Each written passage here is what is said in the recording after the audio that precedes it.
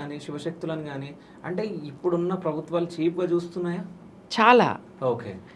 చాలా చీప్గా. ఎందుకనంటే ఇప్పుడు మెయిన్ ఒక్క బ్యారిగేడ్ దగ్గరనే కాదు, ప్రతి ఒక్క బ్యారిగేడ్ దగ్గర చెప్పుకుంటూ వెళ్ళాలి. అమ్మవారి దగ్గరికి వెళ్ళాలంటే ఒక 4-5 బ్యారిగేట్లు దాటాలి.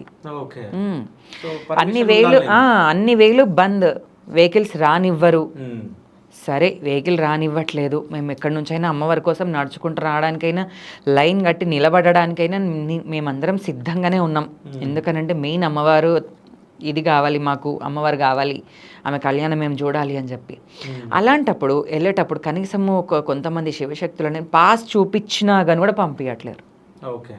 సో అంటే పాస్లు ఇస్తారా మీకు? పాస్లు ఇస్తారు. పాస్ చూపించినా కానీ పంపకపోవడం ఏంది?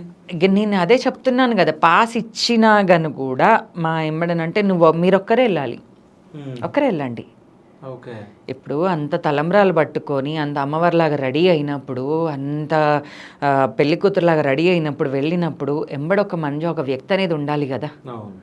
ఆ వ్యక్తిని కూడా పంపించరు, నెట్టేస్తుంటారు. ఇట్లా అక్కడ తోపులాట అవుతుంది, దొబ్బేస్తారు.